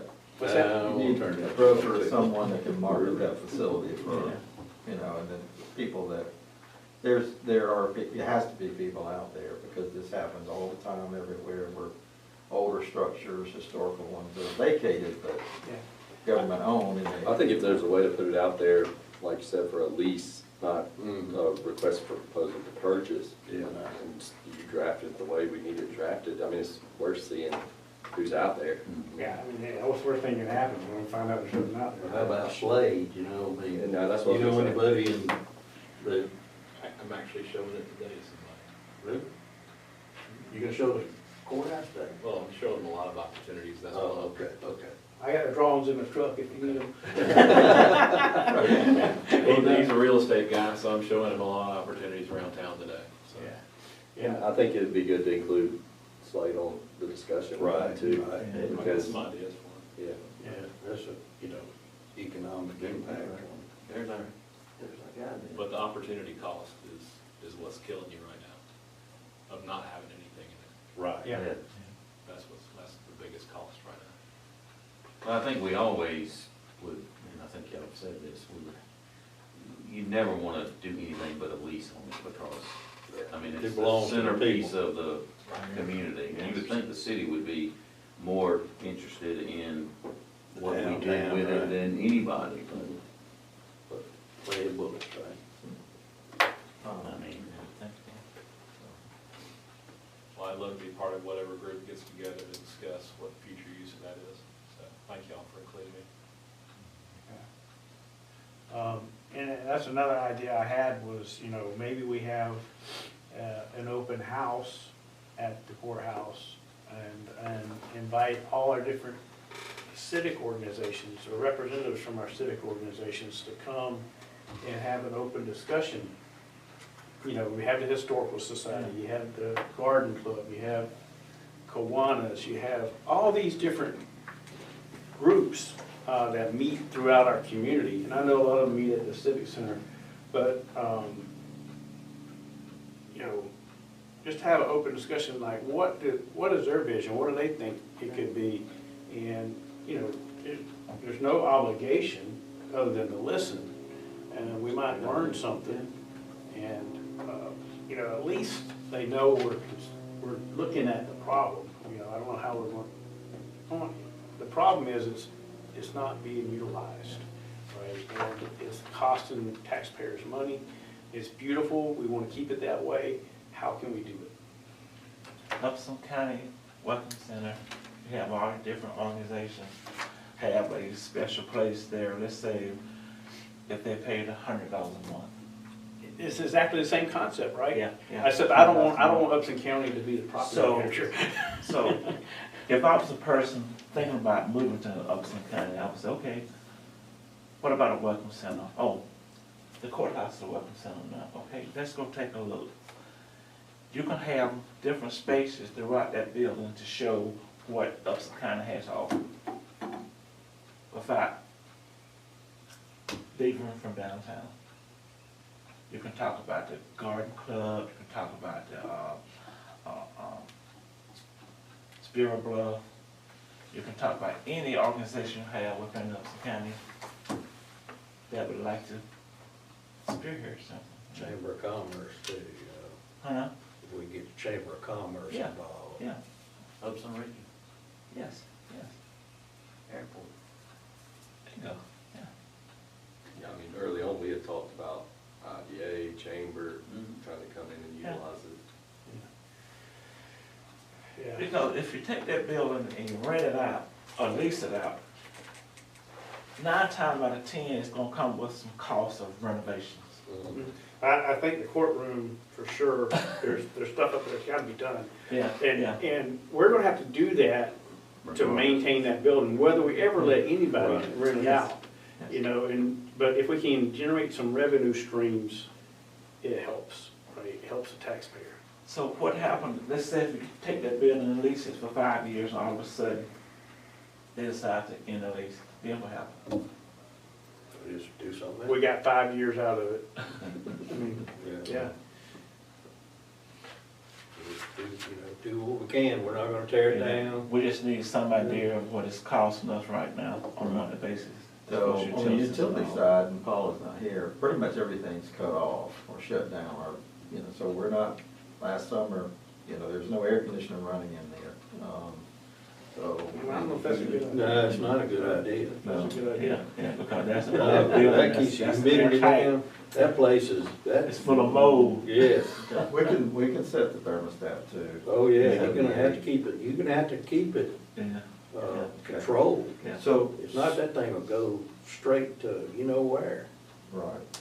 So. Just think of what mold to take the cost to clean Yeah. up. Yeah.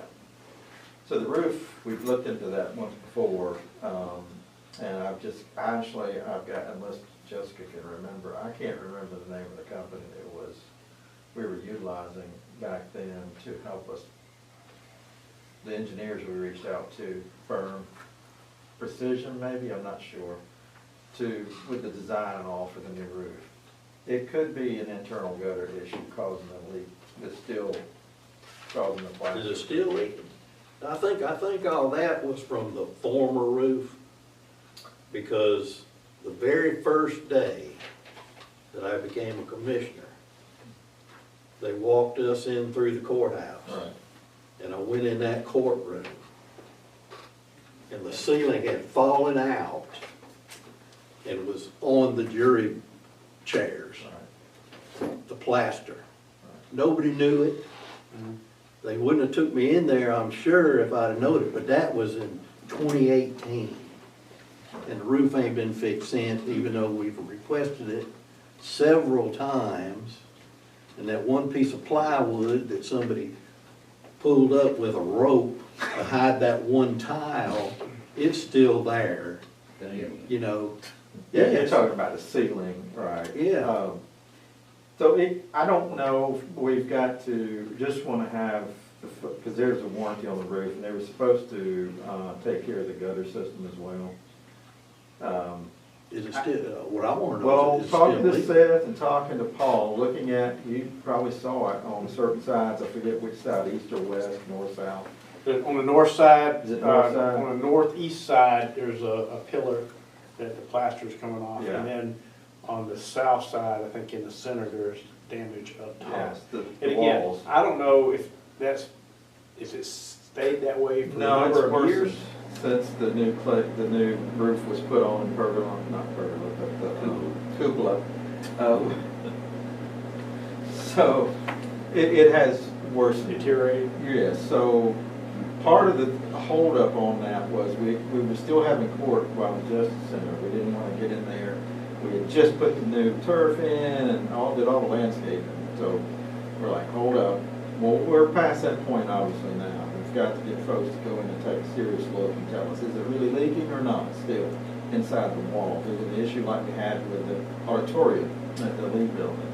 The other thing I learned too is that depending on the type of paint you use, like what was recommended to us when we addressed the interior of the auditorium, if you coat back with a plaster, you got to make sure that the type of paint is porous enough that because the HVAC systems pull moisture that are invariably gonna get inside a brick, and it pulls moisture. Well, there's no give if you've got paint that won't allow that moisture to come back through and recirculate, so it pulls the plaster away from the wall.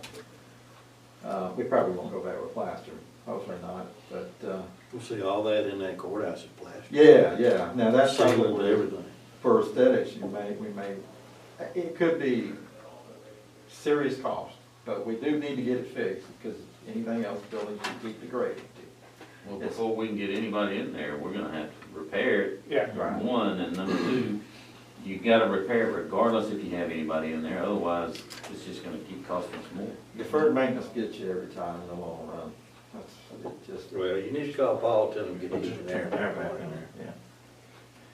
Give somebody a look at it. Yeah, I just think, I don't know how much it costs to get somebody to look at it and give us, No, well, we've got the one firm that I'm gonna call the, firm that was utilized. I cannot remember the name of it. I know who you're talking about. Precision, I think, was the one that drew it. I can Yeah. say, look, wasn't there a warranty, I mean, because we believe we have some leakage going on with the gutters, and they can come back out. yeah, I think, when you walk in that courthouse, right, the downstairs, the openness, the foyer, that's all beautiful. There's multiple rooms that have non-load bearing walls that can be, used for different things, for commercial, real estate, whatever. Conference rooms, there's all kind of potential down there. It's only when you get upstairs and walk into that courtroom, you're like, this might cost me something. Yeah. It's been like that. Well, we've just kind of been putting Band-Aids on it, I think, and it's. But the glue wasn't very good on the Now you gotta come see me. Yeah, yeah, and, Now it's time for surgery. I know people ask, what are we gonna do with it, what's gonna happen to it, and when you're on the outside looking at it, you're like, it's wonderful. Right. It's kinda like Behind the pop the curtain. hood. There's some things we gotta address. So anyway, I just wanted to bring that up. I wanna keep it on our radar. I wanna, see if we get some traction. Love to have some ideas from the community, and I'm sure people have ideas. So I would just like to share them in a forum where, we can record them. It's not a comment somewhere on social media that we have here's a list of ideas, and, go out and find some people who might can do some of those things. But you're right, we gotta fix these first. All right, that's all I wanted to bring that up. Last thing on the agenda is update on the zoning ordinance. That's you again? Yeah, that's me. So, real briefly on it, I think Lonnie's been in touch or in the process of being in touch with, I think it's Woods, the company that went through, and that's what this is. This is our current land use ordinance. It's 154 pages with what Woods came in and changed in it. So a couple of things. One is I've gone through about half of this thing, and it's really misleading, I think, as far as the grandeur of what we thought we were changing, which we're making changes, but I think if you pulled out all the changes, it would probably only be 20 pages maybe. So, and some of them actually address some of our issues, like I talked about earlier with the parking. So, one thing is, I don't want to jump too far ahead into jumping on this thing until we get our new planning guy. I think he starts the 7th. Is that right? Yeah, I think next week. So, but as soon as he gets here, we want to be ready to jump on this thing and knock it out. And that's going to be coordinating with Woods. They were supposed to be making some, I'm going to say changes to try to make it not so drastic and present that to us. And then in the meantime, like I say, I've been going through it. I've gone through, about half of it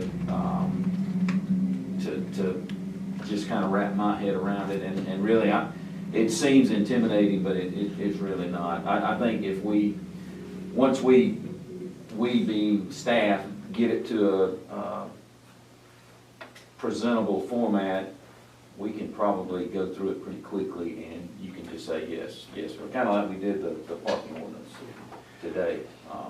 And I did speak with the representative, and, you know, he said he would be able to, as part of this, give us, here's our one, you know, Condensed version. yeah, a cheat sheet basically that Right. shows the public in a snapshot, here's what's happening, right? And so you don't have to read 40 pages and try to digest it. We're going from this to this in plain language. And I said, I just want that kind of messaging for each district that we're impacting, so. Yeah, it's definitely a little bit misleading when you're handed something that's 154 pages. This isn't 154 pages of change, and I think that's kind of what everybody's thinking. Good Lord, look at this thing. This is our actual ordinance, and the red line part in here, which, you know, there are some pages that are completely red line. Well, that's the changes, but then if you don't see any red, that means that's what's already in place. So. The other thing we talked about in a lot of the other counties that have updated their ordinances, they have tables that are basically like quick reference tables. So like, I want to do whatever type of business or construction or whatever. You can look down that table and find what you want to do, and it has the districts listed there, and it tells you it's permitted in these districts. It's conditional use in this district, and it's not permitted in those districts, right? So you don't have to try to digest all that stuff. And the other thing is, somebody's going to come up with something, and you might want to talk about something in a minute, right? That we haven't heard of before, or we haven't done before. It's not in the ordinance, right? And we talked about this. The ordinance was adopted in 1994. A lot of things have changed since 1994, and if we haven't kept up. The way he's talking about it, it allows for these text changes, right? So now we can add this thing in, and we believe it fits perfectly in these land districts or zoning districts, and do a text amendment this big instead of this big, right? It's got to be a living, breathing document, basically. We're not going to be able to cover everything in this thing, and we all know that. But I think once our director gets here and he and I can hit the ground running on it, I don't think we're too far off on being able to present something and get it to y'all. Okay. And do that. And you had the proposal for R2 change as well. Mm-hmm. And so you two are the only two I hadn't talked to in person on this. So when our ordinance was written in 1994, it allowed for a half-acre lot for R2, right? That's the size of minimum size lot of R2, unless something was incorporated in it that was non-conforming already. And it addressed sewage. You know, if you had sewage, it could be a half-acre lot. It did not address possibility of public water in 1994. I don't know when we sold the bonds and did all the public water. I think it was 2012, something like. I saw bonds selling back then when I was in Italy. I was following things, but you know, you don't know what you don't know at the time, right? So, but now we have public water available, and so in the state of Georgia Department of Public Health, their guidelines are, you know, a half-acre lot. You can build on a half-acre lot if you have sewage or if you have public water, one or the other. And so the only proposal I put in here is basically a one-line text proposal that just says, for unsewered, because we have broken down sewered and unsewered, and it just goes, instead of, it'll be 21,780 square feet, a half acre on a lot serviced by public water. On a lot not serviced by public water, as specified by the Upson County Health Department, but in no case less than 1 acre. And that's just what it is with the Department of Public Health guidelines for the state of Georgia. So ours have never been brought in line. We ran public water throughout the county at some point, but we didn't address it. And yeah, we have one developer trying to develop something right now, and this could help him move forward, but it's not really about just one developer. It's about, I'm sure there's public water other places in Upson County where we could potentially have half-acre lots and more affordable homes for certain populations who desire to live on those type communities. So this would be potentially public water with septic on a half acre? Right, they still have to be able to put two, you gotta have a. Two fields and a backup, okay, that was my question. Yeah, they still have, Okay. so we're not permitting them to build, all we're saying is the minimum lot size is a half acre. And you have to show us that you can meet The these. Department of Public Health has to give you the stamp of approval Yeah. that you can actually put septic in there. If you can't put septic in there, you can't. Well, you know, Chairman and I talked about this, you know, I don't know, a couple weeks ago, whatever it was. I did some more research after him and I talked, 'cause I was just, you know, septic tank contractor for 40 years. And so I talked to my colleagues with the Department of Public or Environmental Health, not Department of Public Health, they're a subsidiary of the Environmental Health. It's really going to, a lot of it is going to depend on the size house they put Right. there. Can't go to a huge house. Because, that's right, I mean, I guess they can go straight up, but the more bedrooms you put in, the more septic line you have to have. Right. And then they're really wanting half of the lot to be open. As a buffer. Yes, well, so that if something fails, and I don't know, you know, how this, I guess it would have to go with each development plan, in my opinion. Because you can't have a swimming pool, because that eats up land. Can't have a shop or something, because that eats up land.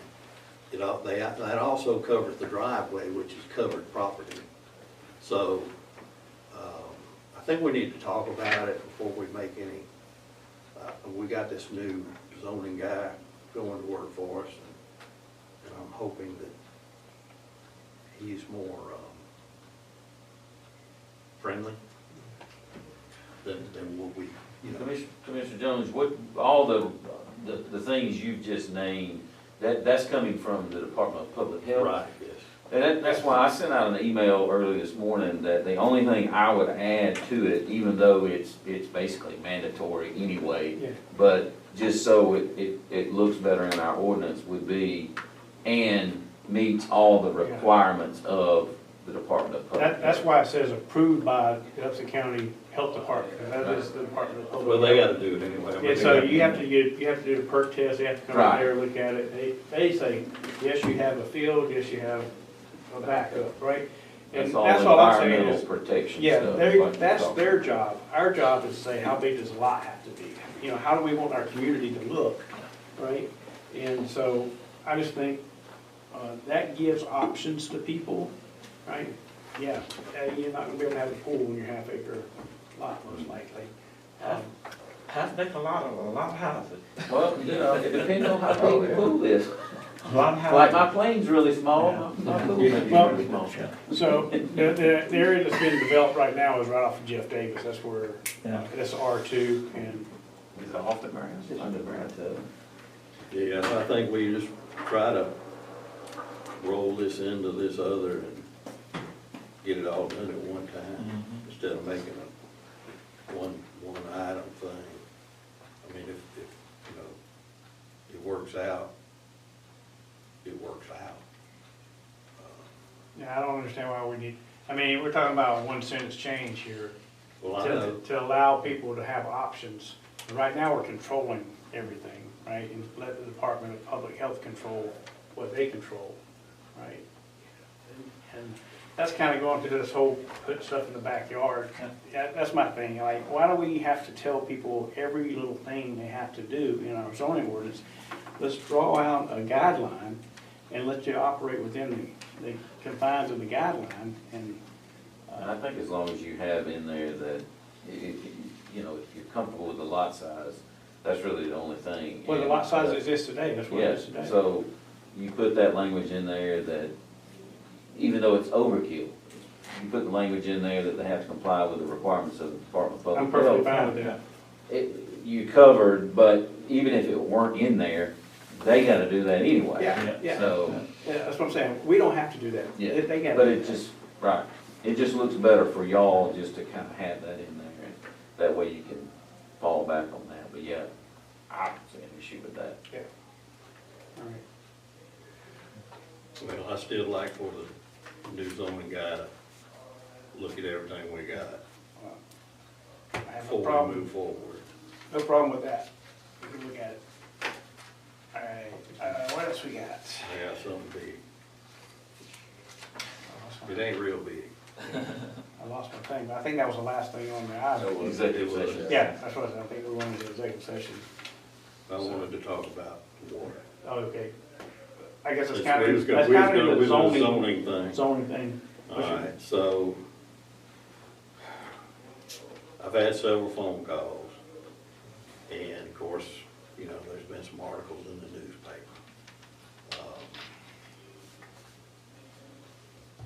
Guy wanting to, what do you call it, harvest water, okay?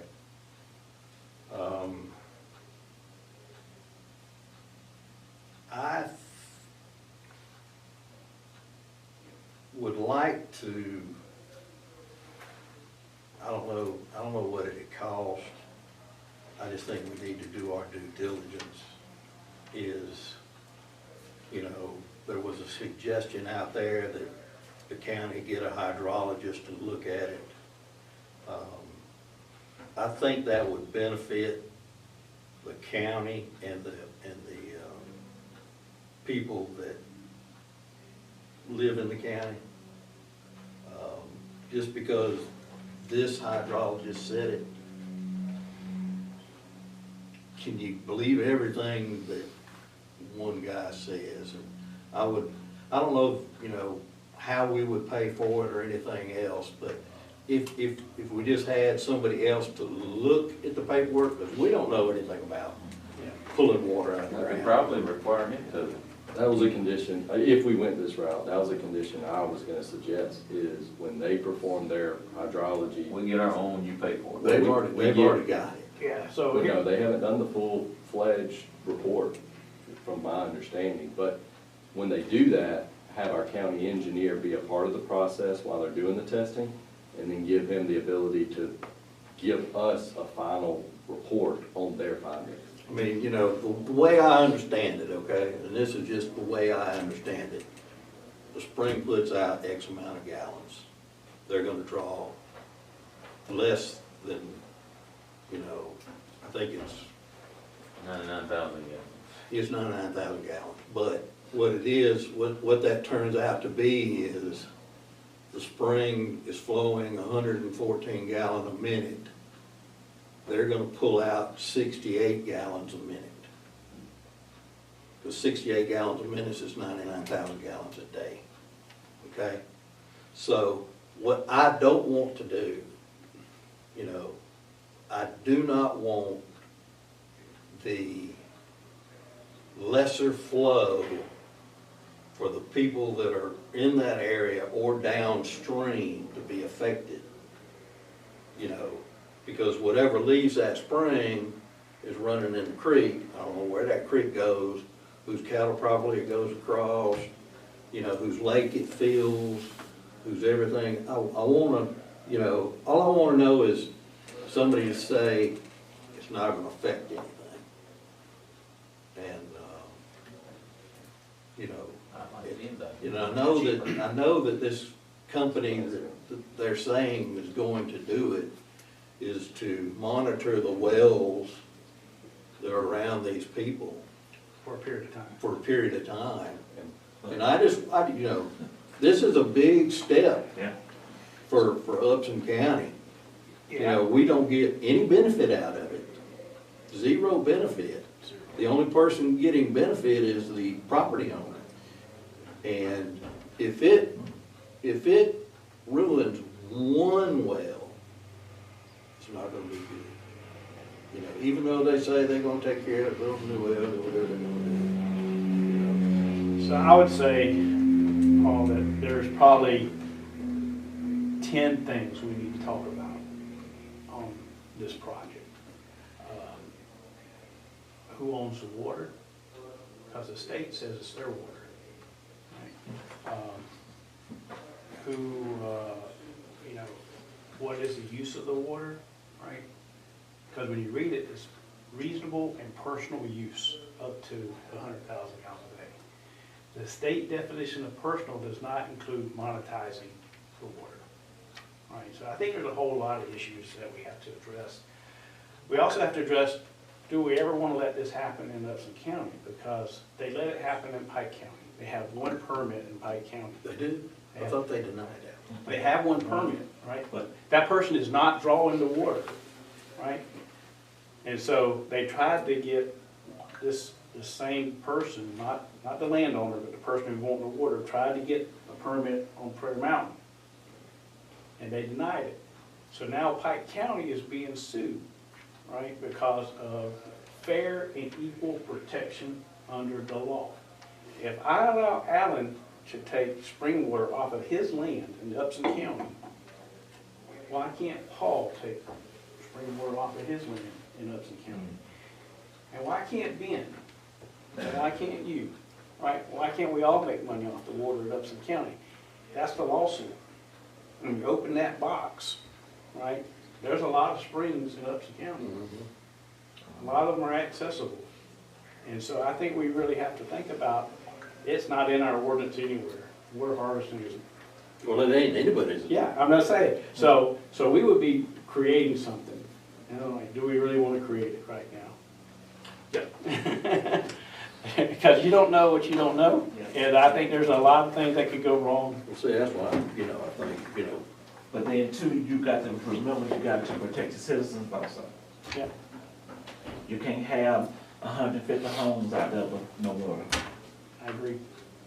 So, but I think we'll have the meeting on the 14th of April. I think we need to have an open, hear the proposal, hear the community, have an open discussion, and then if you, at the end of open discussion, if you want to table for something, that's a possibility, but we may want to vote on it. So, but I think there's I don't have my notes in front of me, but I've had plenty of calls and emails on this particular topic. And there's a lot of interest in the county on this particular topic, so I think we need to make sure we look at all, of the issues that we can think of when we're talking about this. So. Yes, thank you. Yes. Okay. Because it's a one-shot deal. Yeah. Once you do it, it's done. Yeah. And I don't know enough about it. Nobody. That's right. Okay. Except the one guy and the hydrologist and everybody else.